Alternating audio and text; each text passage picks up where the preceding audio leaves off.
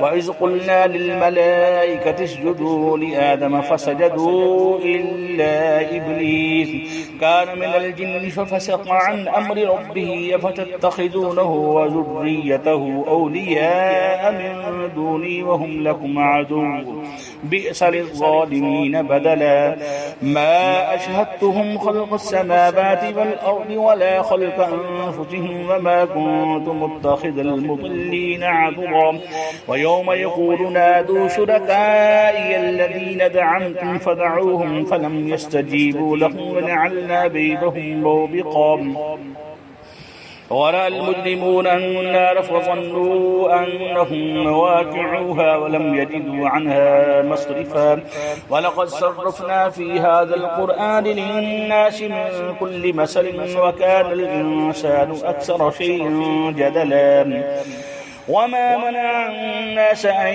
يؤمنوا إذ جاءهم الهدى واستغفروا ربهم إلا أن تأتيهم سنة الأولين أو يأتيهم العذاب قبلا وما نرسل المرسلين إلا مبشرين ومنذرين ويجادل الذين كفروا بالباطل وليدحضوا به الحق واتخذوا آياتي وما أنذروا هزوا ومن أظلم ممن ذكر بآيات ربه فأعرض عنها ونسي ما قدمت يداه إنا جعلنا على قلوبهم أكنة أن يفقهوه وفي آذانهم وقرا فإن تدعهم إلى الهدى فلن يهتدوا إذا أبدا وربك الغفور ذو الرحمة لو يؤاخذهم بما كسبوا لعجل لهم العذاب بل لهم موعد لن يجدوا من دونه موئلا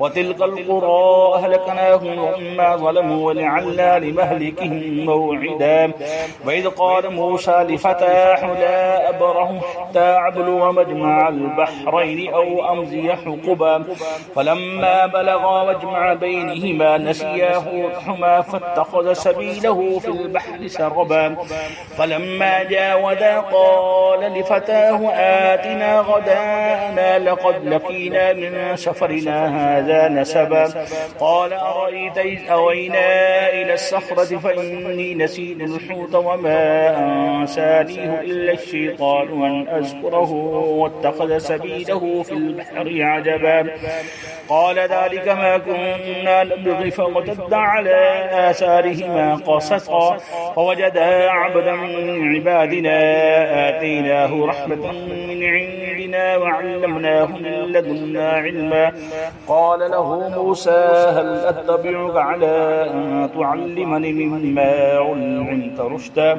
قال إنك لا تستطيع معي صبرا وكيف تصبر على ما لم تحط به خبرا قال ستجدني إن شاء الله صابرا ولا أعصي لك أمرا قال فإن اتبعتني فلا تسألني عن شيء حتى أحدث لك منه ذكرا فانطلقا حتى إذا ركبا في السفينة خرقها قال أخرقتها لتغرق أهلها لقد جئت شيئا إمرا قال ألم أقل إنك لن تستطيع معي صبرا قال لا تؤاخذني بما نسيت ولا ترهقني من أمري عسرا فانطلقا حتى إذا لقيا غلاما فقتله قال أقتلت نفسا زكية بغير نفس لقد جئت شيئا نكرا قال ألم أقل لك إنك لن تستطيع معي صبرا قال إن سألتك عن شيء بعدها فلا تصاحبني قد بلغت من لدني عذرا فانطلقا حتى إذا أتيا أهل قرية استطعما أهلها فأبوا أن يضيفوهما فوجدا فيها جدارا يريد أن ينقض فأقامه قال لو شئت لاتخذت عليه أجرا. قال هذا فراق بيني وبينك، سأنبئك بتأويل ما لم تستطع عليه صبرا. أما السفينة فكانت لمساكين يعملون في البحر، فأردت أن أعيبها، فكان وراءهم ملك يأخذ كل سفينة غصبا.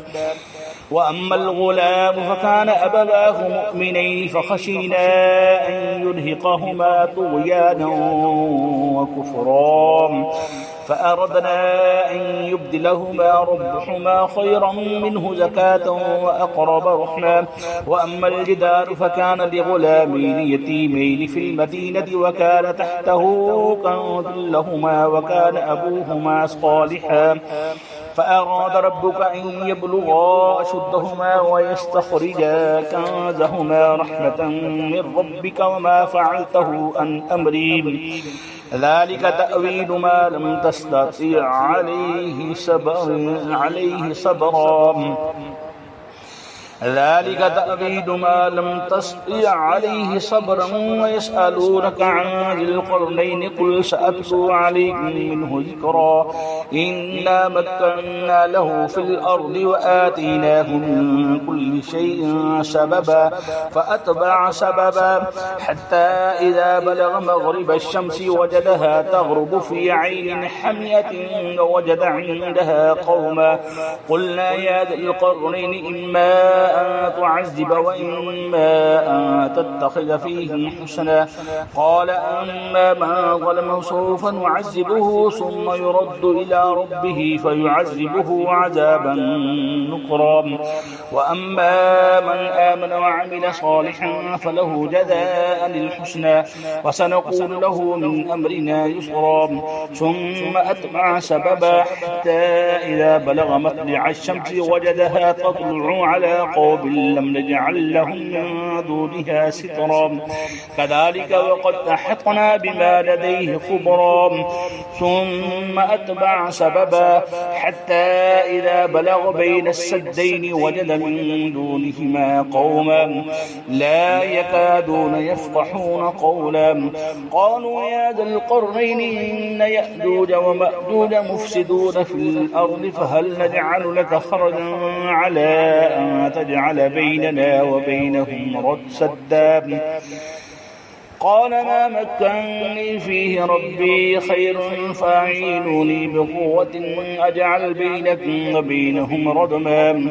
آتوني زبر الحديد حتى إذا ساوى بين الصدفين قال انفخوا حتى إذا جعله نارا قال آتوني أفرغ عليه قطرا.